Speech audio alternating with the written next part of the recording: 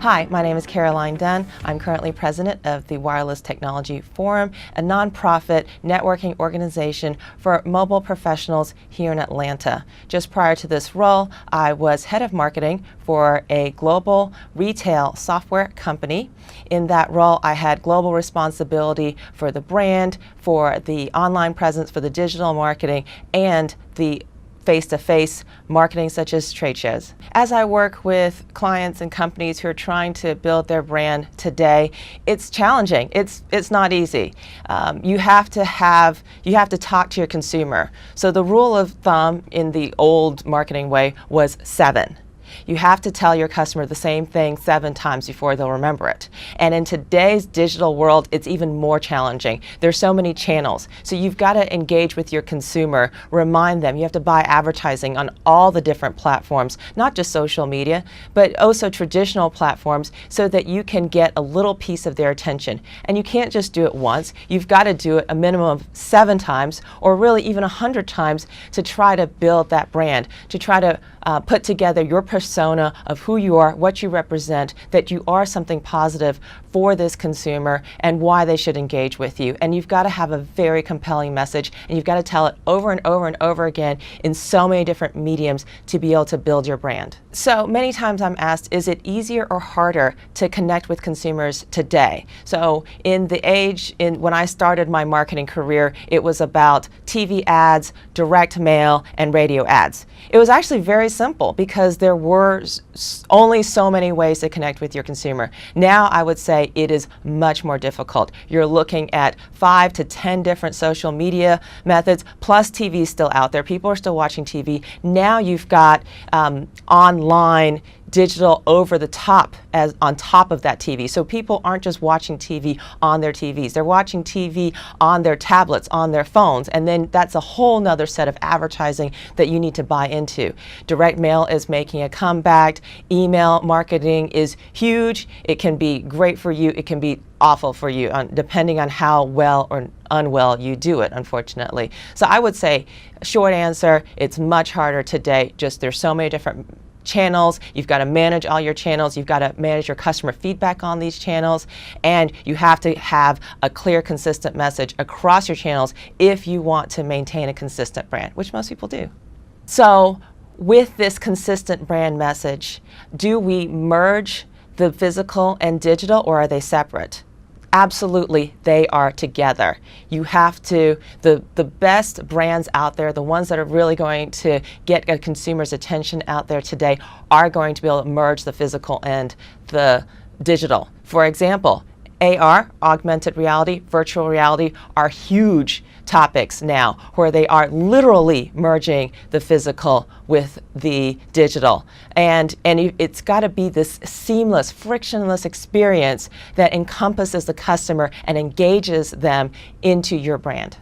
It's hard to make this work. Frictionless is hard. I'll just admit that up front, because you've got the digital and you've got your digital team, and then you've got the physical, right? And generally speaking, companies, brands haven't merged those together because it's hard, because there are just too many things. So for example, when retail first started into this online digital thing, what they would do is they would have one price in store and they would have a different price online. And it would just create a lot of friction with their customers, because their customers are going online, doing some pre-shopping, I would say, doing some research before they purchase, finding out if they have that item in stock, how much that item is. And they would get to the store and then realize, number one, they didn't have the item, it was just an online-only item, or that it was a different price. But people still wanted to go to the store, touch and feel the item, and then have immediate gratification of buying that item in store.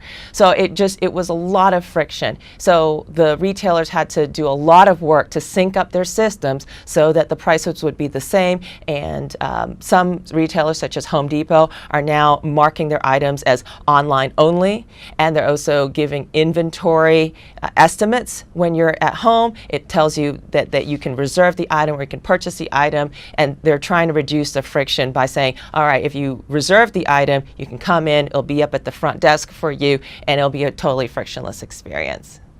But let me tell you about how the customer journey has evolved with retail in the shopping era. So a long time ago, before the smartphone, we went more on a treasure hunt type of shopping experience. We had a Saturday afternoon free. We went to the mall, maybe as a group, maybe as a family, and we just looked for items that we felt that, hey, this will be great. And it was a fun experience. That's all changed with these smartphones in our hands now. We are now more targeted. We have less time to shop. We want to buy the best product at the best price. So now we've got a research device in our hand. We go and we get that item, and then we go on a treasure hunt at that point. So studies have shown that retailers that offer online shopping where they pick it up in store, generally speaking, these customers will linger in the store and also buy about 100% to 300% more revenue once they get into that store. So it's creating a lot of challenges for retailers, a lot of incentives for retailers to create that foot traffic by offering an enticing item online that they can pick up in store, and then they can treasure hunt for other items. The consumer is now in control. Prior, in the olden days, I would say, before the smartphone, what we did is we went into the store and we talked to a sales associate, and they gave us recommendations on what they thought the best product was. Unfortunately, because of the way that they were compensated or incentives they were offered, they didn't always offer the best product at the best price. So what the consumers have done now is, because of online reviews, the consumers now control. So consumers write reviews, they read reviews, and because it's a peer-to-peer online, they can see what other consumers have bought, what their experiences was, and now they can make a more educated decision when they go into the store to buy an item versus taking the word of a sales associate. In this day and age, personalization is so important. So consumers want to be talked to like a real person. That's why the sales associate experience prior to the smartphone was so important. They wanted that personalized experience. Now we get that through digital. So, for example, I just saw a project at Georgia Tech through Capstone where Home Depot set forth a project for a group of Georgia Tech students on product association. So what they did, they mapped out through metrics, they figured out if you bought product X, you were very likely to buy product Y. And then they armed all their sales associates with tablets in their store. And if a customer asked a question about product X, they would scan the product on their device, and then the device would encourage that sales associate to offer up product the other corresponding product in order to add sales to that customer. The problem is not the using of the data or the collecting of the data. The problem is sharing that data, because there's a retailer-supplier relationship, right? So the supplier, the brand, is ultimately going through a retailer to make their sales. So it's a little bit of a complicated question in that the retailer's collecting the information, but they've got to give it to the supplier in a kind of sanitized method. For the brand, Coca-Cola, Pepsi, as an example, they're actually a supplier. They're not the retailer. The retailer is Walmart.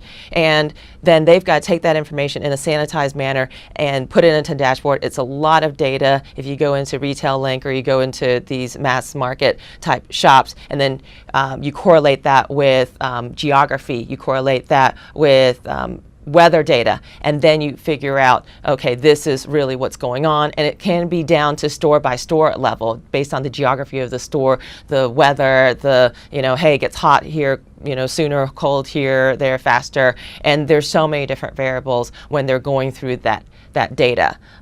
So consumers will give up data in exchange for something they feel of value. Unfortunately, a lot of the programs that we've seen out there are simply just paying consumers to sign up and give up that information, and that's the kind of value that they've seen. For example, Shopkick, literally they're paying you through kicks that you can redeem for gift cards at these retailers for that kind of information, to track that kind of information. And I really see the market evolving to something else, but for right now, that's where it's at. unfortunately, the current model of providing gift cards or essentially paying your consumer to give up data is just not sustainable. That's why it's not going to last. And we need to figure out, and I think the best marketers out there will figure out how to add value for their clients in exchange for data, and it may not be monetary, and it has to be, and it's a hard nut to crack. And once we figure it out, but it's got to be based around value or around creating that brand loyalty for that consumer. Storytelling for brands is so important. We've always, in marketing school, we've always learned about the Estee Lauder beautiful campaign that they put on. It was a TV ad many years ago, the first Apple commercial that was put out. It told a story. It told a love story, or it told a story about somebody learning something, solving a problem, and that's very compelling. That's why Netflix is where they are. That's where that's why TV hasn't died. It's because storytelling. So you've got to be very creative in your storytelling, in that it's not all about you selling your brand, selling your product. It's got to be about, hey, I solved the problem. That's going to be your story. Hey, I enhanced somebody's life. I made something better for that end consumer, and that's the story you want to tell. If I could have any skill today, I would get a crystal ball, is what I would get, and it would tell me the future of what's going to happen tomorrow, next year, and 5 years from now. So often, us marketers are trying to figure out, hey, here's where the industry is going, here's the trends, and we've got to put down our thought leadership on it today as to what's going to happen 5 years from now. And that would be my skill, is to know exactly what's going to happen so I can quit guessing.